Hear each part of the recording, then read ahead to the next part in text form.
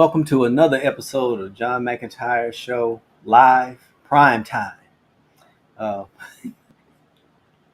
I like saying that prime time stuff, uh, but this is Wednesday. Happy Hump Day to all. July 3rd, 2024. This is actually July 4th Eve. In a way, they say it like Christmas Eve, right before Christmas. Well, but it's July 4th Eve, and we are going to get into it with the routine. Wallet wins.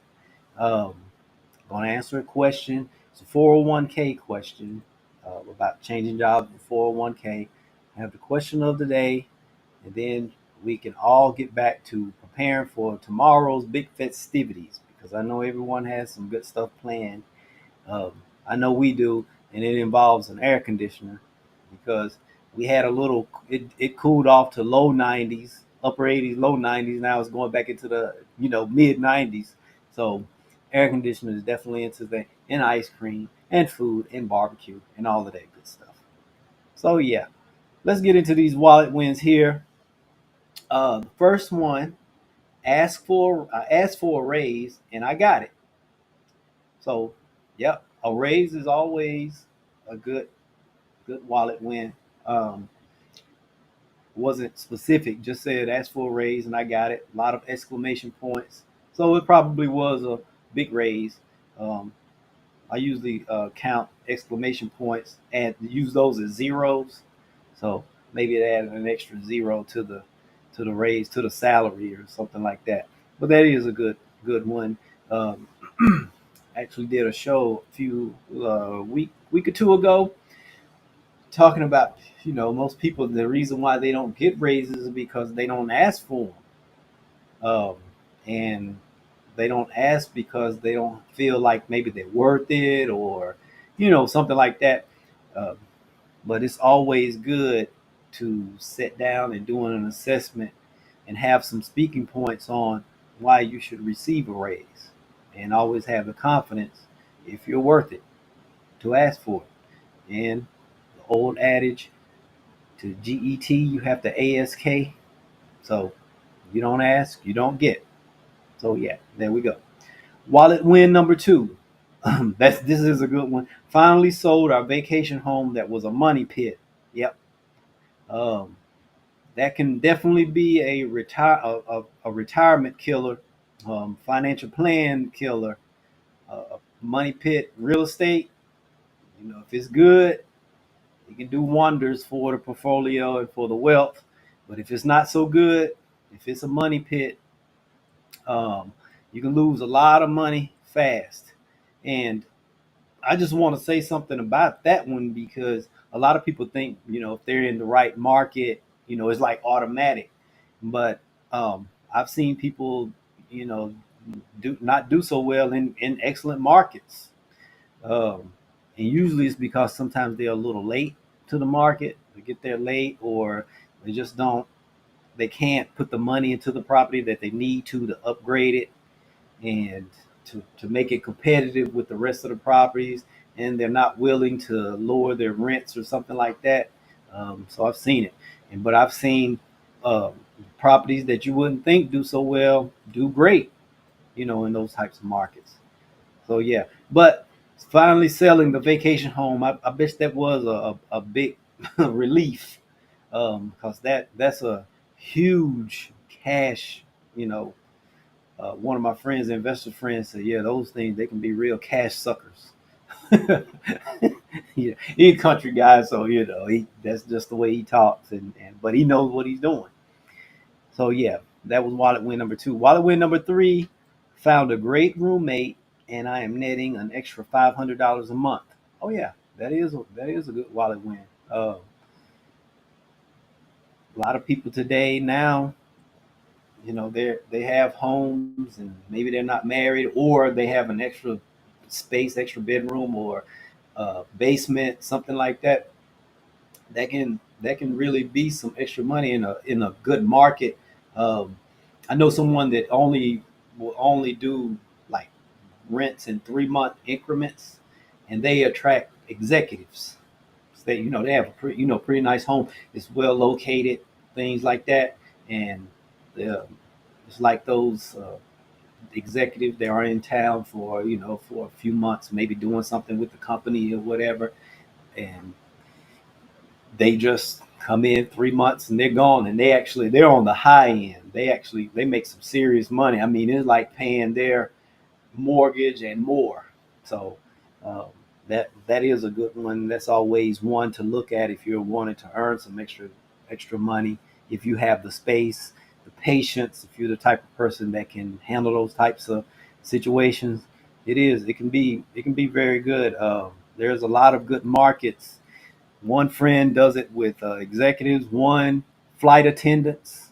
Would put up a flyer at the airport one time, and this one flight attendant, she referred the next one, which referred the next one. And so it's a little network. They all, when they're in town, they all take the time. And he actually, well, they, it's a husband and wife, they can actually charge a little bit more since someone's constantly coming and going. So they're able to charge more. So that can be a serious wallet wins. I'm like, these are almost like side hustles, like side hustle wallet wins, basically what they are. But yeah, those are good wallet wins. Asked for a raise, got it, good. Sold that money pit vacation home and netting an extra $500 a month with a great roommate. So everyone's happy. We're happy. Share your wallet wins with us we're on Facebook Live, we're on YouTube Live. Share them, put hashtag wallet wins. We see them, we'll share them. If you have questions, put a Q. We see the Q. We'll share the question and have you live on the show.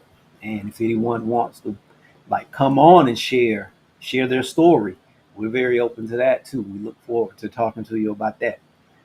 Okay, so let's get into this question here. It is Hi, John. I am 42 years old and I am leaving my company for a new position. I have a 401k that was matched dollar for dollar. And my question is, should I leave my 401k with the company or take it with me? Thank you.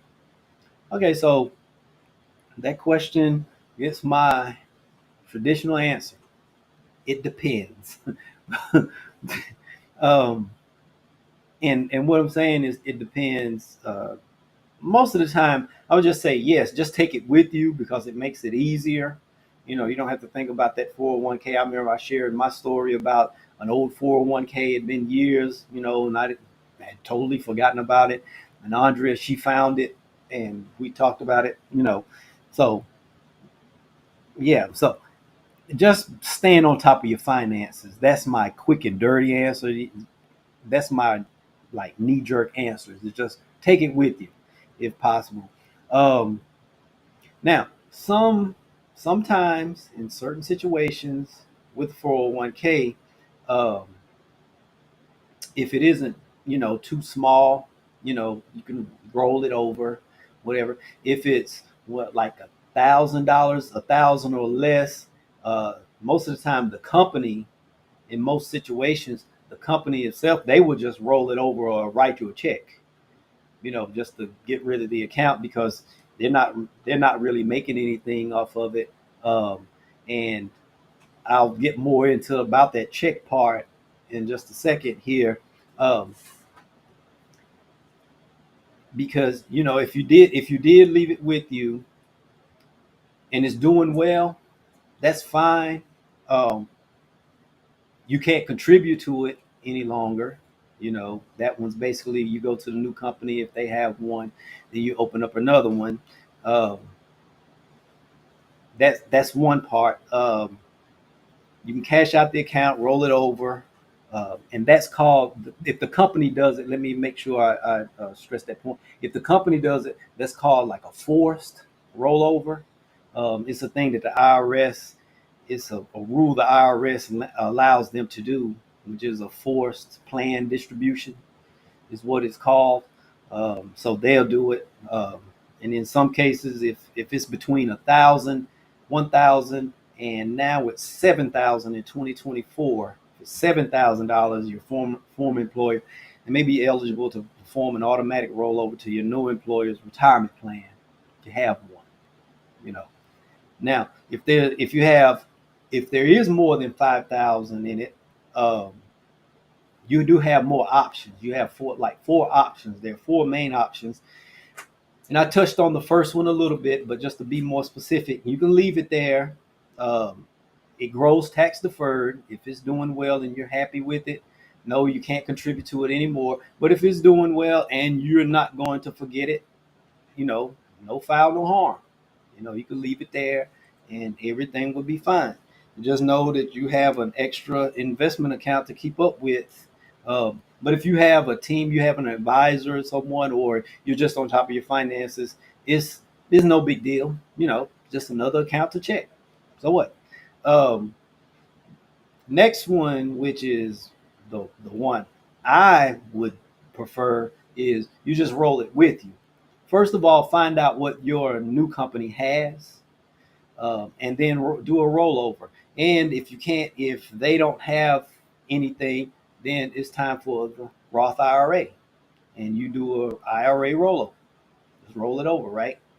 Um, that's the that's the one you've combined your accounts, and now you have one account to watch, uh, and it just grows like it always was, a Roth IRA, uh, because you may have more choices. That's why it's good to check the accounts with your new employer. You may have more choices with the new account.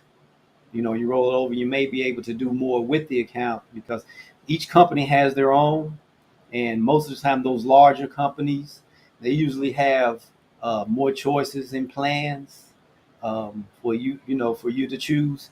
And so you can move it into the IRA, move it over to the new company, um, unless you want to. You can roll it over to a 401k unless you want it to convert to a Roth. That's what you could do, um, and that's the safest and it's the cleanest to do. You do the rollover, and you just have the money sent over to the account from one account to the other. You never touch the money, because sometimes touching the money yourself, having a check cut to you, can be expensive. It can really be expensive. And if you move, like I say, if you move into your new employee's retirement plan, just make sure you know what you're getting into and if it's going to be better than what you had. Um, because if you do, um, I'm sorry, excuse me, if you roll over or whatever or convert, just make sure that you can convert. You have to really be specific that you want to actually do a rollover. And I know I'm sounding repetitive, and that's because that's very important. Because some people, they've received the check, and the former employer had to withhold 20% taxes. Then you have 60 days to get it into another account, and if you don't, then you're looking at another 10% penalty. So 30% of your account is gone like that. That's a serious hit. Losing 30, you can lose up to 30%. So remember that 60-day thing. If you did receive it, you had 60 days. You don't want to, because they could withhold taxes, and then you have 60 days. Something happens, life starts to happen. 60 days can fly by on you before you know it, and now you're taking another hit. Um, which leads to the last one, which is definitely out of picture because I just sort of touched on it. You can just withdraw the money as cash. If you want to take that big tax hit, um, you can do that. It's your money. You can do whatever you want to, but that's the least favorite. The best one is the rollover, convert into an IRA rollover. Second one, if your um, the new company offers 401k and it's good, they're going to, they won't match the money, that the new money, that money that's coming in, they won't match that. They would just start matching the money that you start to contribute to the new one as with your new employment. So Just remember that part. Don't think you're going to roll over maybe a couple of 100,000, and then they're going to say, "Oh yeah, we'll give you 200,000 for rolling that over." So they're not going to do that. So I will make sure specify that. So there you go. There's the options.